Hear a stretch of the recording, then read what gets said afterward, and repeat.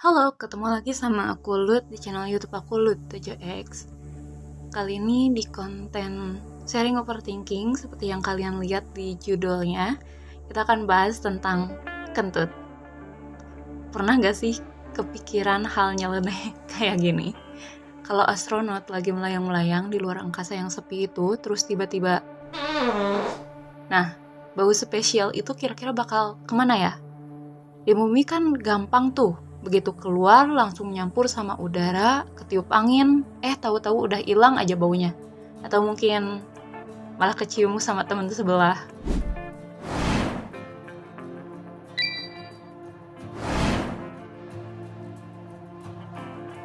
Nah, sebelum kita makin jauh melayang di antariksa, coba deh kita bedah dulu. Sebenarnya isi dari bom waktu biologis kita ini apa aja sih? Jangan salah sangka ya, gas yang kita produksi ini bukan cuma sekedar senjata biologis dengan aroma yang unik. Lebih dari itu, dia adalah campuran kompleks dari berbagai macam gas yang dihasilkan oleh bakteri baik di usus besar kita saat mereka mencerna makanan yang gak sempat dicerna di usus kecil. Kira-kira apa aja sih isinya?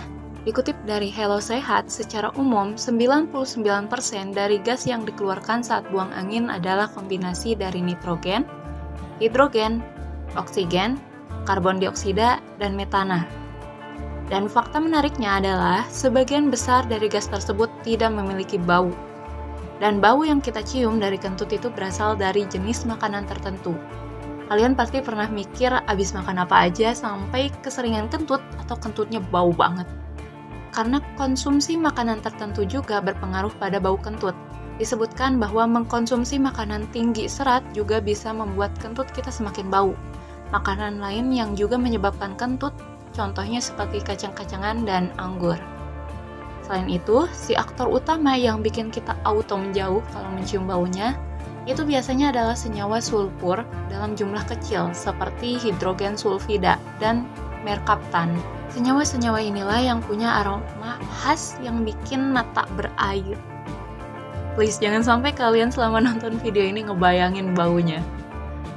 Dan mikrobioma dalam tubuh setiap orang itu unik, alias gak sama, kayak sidik jari.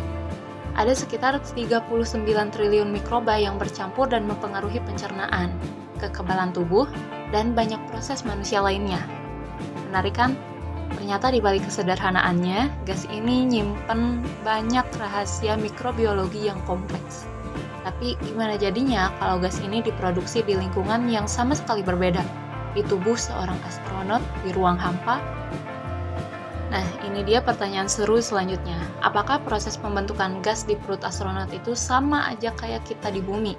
Apakah gravitasi mikro punya pengaruh? Secara fundamental, proses pencernaan makanan dan produksi gas di usus astronot seharusnya sih nggak jauh beda dengan kita di bumi. Bakteri-bakteri di usus mereka tetap akan bekerja mencerna sisa-sisa makanan dan menghasilkan gas sebagai produk sampingan. Tapi ada beberapa faktor lingkungan di luar angkasa yang mungkin bisa mempengaruhi. Salah satunya adalah perubahan pola makan. Astronot biasanya punya diet khusus yang dirancang untuk memenuhi kebutuhan nutrisi mereka dalam kondisi ekstrim dan meminimalkan produksi limbah. Ini bisa saja berpengaruh pada jenis bakteri yang dominan di usus dan jenis gas yang dihasilkan. Selain itu, gravitasi mikro juga bisa memainkan peran, meskipun nggak signifikan dalam hal produksi gas itu sendiri. Di bumi, gravitasi membantu memisahkan cairan dan gas di dalam perut. Di luar angkasa, gelembung gas mungkin bergerak lebih bebas dan bercampur dengan cairan yang secara nggak langsung bisa mempengaruhi sensasi perut kembung atau bagaimana gas itu dikeluarkan. Namun, pemisahan cairan gas ini berpengaruh pada organ pencernaan bagian atas alias untuk sendawa. Aku belum nemu artikel yang ngebahas pengaruh gravitasi terhadap pemisahan cairan dan gas di dalam usus.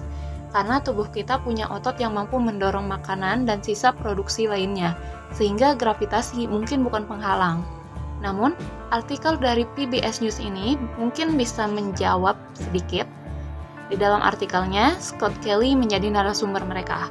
Ia merupakan seorang astronot yang tinggal di luar angkasa selama 1 tahun dengan tujuan untuk mengetahui perubahan yang terjadi dalam tubuhnya. Dikutip dari PBS News, Saat Scott berada di orbit, mikroba yang ditemukan di ususnya berubah secara signifikan dari jenis yang ditemukan para peneliti di darat. Dalam beberapa bulan setelah kembali ke bumi, perubahan ini benar-benar berbalik, mengembalikan mikrobiomanya ke keadaan normal. Jadi meskipun pabrik gas di dalam perut astronot mungkin tetap bekerja seperti biasa, lingkungan antariksa bisa membawa sedikit bumbu tambahan dalam prosesnya. Sekarang, mari kita lihat bagaimana produk akhir ini ditangani di lingkungan yang benar-benar ekstrim. Pakaian antariksa itu bukan cuma sekadar kostum keren buat jalan-jalan di bulan atau di stasiun luar angkasa. Di dalamnya ada teknologi super canggih yang dirancang untuk menjaga astronot tetap hidup dan nyaman di lingkungan yang sangat berbeda. Nah, gimana caranya mereka mengatasi ancaman bau tak sedap dari dalam? Pakaian astronot dikenal memiliki kemampuan pengolahan limbah yang baik. Begitu juga dengan pesawat atau stasiun luar angkasa mereka. Dan urusan gas, sistem ventilasi di dalam pakaian antariksa akan terus-menerus mengalirkan udara melalui filter khusus. Sistem ventilasi ini dirancang untuk menjaga kualitas udara di dalam helm dan pakaian tetap bersih dan aman untuk dihirup dalam jangka waktu yang lama selama misi spacewalk. Walaupun demikian, pakaian astronot ini masih terus dikembangkan. Berdasarkan beberapa artikel menyebutkan jika astronot harus memakai popok saat melakukan spacewalk.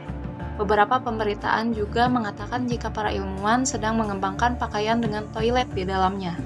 Dan sayangnya, aku nggak bisa menemukan sumber yang jelas tentang pengolahan kentut baik itu di pakaian astronot maupun di stasiun luar angkasa. Namun, kentut sendiri bisa menjadi ancaman karena bisa merusak peralatan dan mudah terbakar. Di laman CNN dikatakan juga, kentut akan tetap bau dan hanya berputar di sekitar pelaku. Dalam sebuah sesi tanya-jawab di halaman Quora, Frost, seorang instruktur astronot dari NASA, menjelaskan bahwa baju astronot sudah dilengkapi dengan penyaring bernama LEOH untuk menghapus gas beracun seperti metana dan karbon dioksida, sehingga akan jauh lebih aman membuang gas saat berada di dalamnya. Selain itu, perlu diingat bahwa pola makanan astronot sendiri telah diatur untuk menghindari hal-hal yang tidak diinginkan, dan masalah buang angin ini tentunya diperhitungkan. Pesawat luar angkasa, satelit, dan berbagai instrumen di antariksa itu dirancang dengan presisi tinggi dan sangat sensitif terhadap kontaminasi. Nah, apakah gas yang dikeluarkan astronot bisa jadi masalah buat mereka? Dalam kondisi normal, dengan sistem pengolahan limbah yang berfungsi baik, gas dari astronot seharusnya nggak jadi ancaman signifikan buat peralatan di luar angkasa. Keluaran mereka akan tertampung dan diolah di dalam sistem pakaian atau pesawat. Tapi, kita perlu mempertimbangkan skenario ekstrim. Misalnya, kebocoran besar pada sistem pembuangan limbah atau pakaian antariksa. Dalam kasus seperti itu, sejumlah besar gas bisa terlepas ke lingkungan sekitar pesawat atau stasiun luar angkasa. Gas-gas seperti metana, amonia, yang mungkin ada dalam jejak kecil, bisa berpotensi mencemari sensor optik atau permukaan sensitif pada instrumen ilmiah atau teleskop.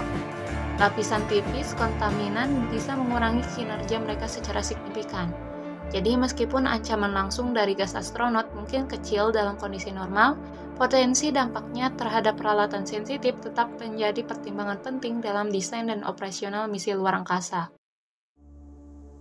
Seiring dengan ambisi umat manusia untuk menjelajahi ruang angkasa lebih jauh dan lebih lama, termasuk misi ke Mars, pengelolaan limbah tubuh astronot termasuk gas yang kita bahas ini akan menjadi semakin krusial. Apa saja implikasinya untuk misi jangka panjang? Untuk misi jangka panjang yang berbulan-bulan atau bahkan bertahun-tahun, efisiensi dan keandalan sistem pengelolaan limbah akan menjadi prioritas utama. Sistem harus mampu menangani semua jenis limbah secara efektif, meminimalkan penggunaan sumber daya seperti angin dan energi, dan mencegah kontaminasi lingkungan di dalam pesawat atau habitat. Daur ulang limbah juga akan menjadi sangat penting. Para ilmuwan sedang mengembangkan teknologi untuk mengubah limbah menjadi sumber daya yang berguna seperti air dan nutrisi. Mungkin di masa depan, gas yang dihasilkan juga bisa diolah atau dimanfaatkan kembali. Jadi, meskipun terdengar sepele, masalah limbah astronot di ruang angkasa punya implikasi yang cukup signifikan untuk masa depan eksplorasi antariksa jangka panjang. Teknologi pengelolaan limbah yang canggih dan efisien akan menjadi fondasi penting bagi keberhasilan misi-misi ambisius kita di masa depan. Gimana guys? Ternyata bahasan soal kentut di luar angkasa ini seru dan penuh ilmu ya. Dari komposisi gasnya, fisiologinya di lingkungan tanpa gravitasi, sampai teknologi di balik pakaian antariksa dan implikasinya untuk misi masa depan. Coba deh tulis di kolom komentar hal menarik apa yang baru kalian tahu dari video ini, atau mungkin kalian punya pertanyaan nyeleneh lainnya tentang antariksa dan lainnya. Dan seperti biasa, untuk teks dan sumber lengkapnya bisa kalian nantikan di laman blog aku, linknya ada di deskripsi video. Jangan lupa like, share, dan subscribe untuk konten menarik lainnya. Terima kasih, Assalamualaikum warahmatullahi wabarakatuh, dan bye-bye!